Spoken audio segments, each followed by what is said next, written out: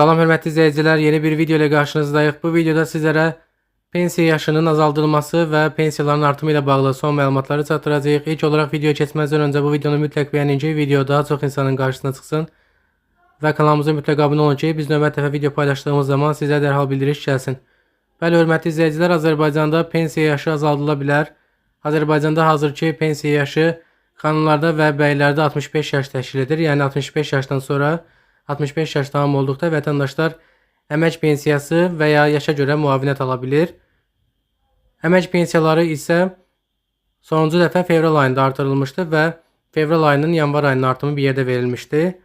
Növbəti artımlar iyul ayına təsadüf edə bilər, hörmətli izləyicilər. Azərbaycanda növbəti pensiya artımı, yəni bu əmək pensiyaları deyil, digər pensiyalara da aiddir. Məsələn, sosial müavinətlərin bəziləri, təqaüdlərin bəziləri və pensiyalarında bəzilərində artım olacaq. Yəni bütün pensiyalarda yox, bəzi pensiyalar və təqaüdlərdə artım olacaq. Minimum əmək pensiyası artırıla bilər, 320 manatdan 350 manata qaldırıla bilər iyul ayının 1-dən etibarən. Millət vəkili Vüqar Bayramovun verdiyi məlumatlara əsasən Azərbaycanda pensiya yaşı 65-dən 60-a endirilə bilər, yəni 5 yaş azaldıla bilər. Buna səbəb isə Azərbaycanda statistik göstəricilərə baxdığımız zaman insanların o qədər də uzun ömürlü olmamasıdır. Statistik göstəricilərdə vətəndaşların orta ömür müddəti 70-75 yaş arasıdır. Yəni pensiyaya çıxan vətəndaş təxmini 10-12 il arası pensiya ala bilir. Bir çox hallarda isə vətəndaşlar gənc yaşda dünyasını dəyişdikdə, məsələn 40-45-50 yaşlarında dünyasını dəyişdikdə işlədiyi dövrlər ərzində topladığı pensiya kapitalından istifadə edə bilmir və həmin pensiya kapitalı da dövlət büdcəsində qalmış olur. Bu dövlət büdcəsində qalan pensiya kapitalı isə digər pensiyalan şəxslərə dövlət tərəfindən verilir.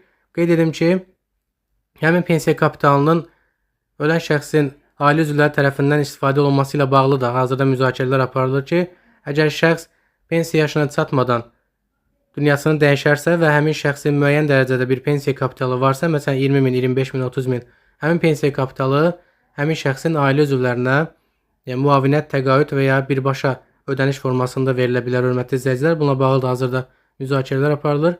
Qeyd edim ki, Azərbaycanda insanların orta ömürlülük müddəti, yəni uzun ömürlülük müddəti o qədər də uzun olmadığı üçün 70-75 yaş arası vətəndaşlar ən çox, yəni yaşlı insanların dünyasını dəyişdiyi dövr 70-75 yaş arasıdır. Yəni statistik göstəricilərdə bu görünür.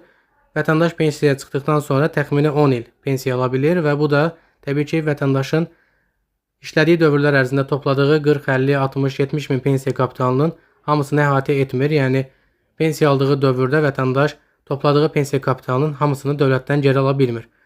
Bu səbəbdən də pensiya yaşı 5 yaş azaldıla bilər və 60-a endirilə bilər ki, vətəndaşlar ən azından pensiya çıxdıqda pensiya kapitalının böyük bir qismini, dövlətdən ən azı 70-80%-ni dövlətdən geri ala bilsin, pensiya və ya təqaüd formasında. Bununla bağlı hazırda müzakirə aparılır. Qeyd edim ki, Azərbaycanda pensiya yaşının azaldılmasına əlavə iyul ayının 1-dən etibarən bir sıra təqaüd sosial müavinətlərdə artımlar olması gözlənilir. Bu təqaüdlərdən birincisi 80 manat veteran pulu, digər müavinət 220 manat yaşa görə verilən sosial müavinətdir.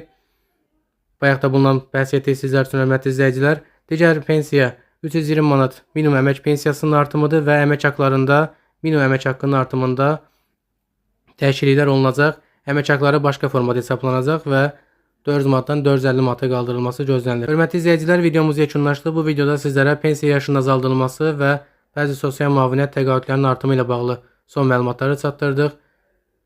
Videomuzu mütləq bəyənməyi və kanala abunə olmağı unutmayın. Növbəti videoda görüşmək ümidi ilə.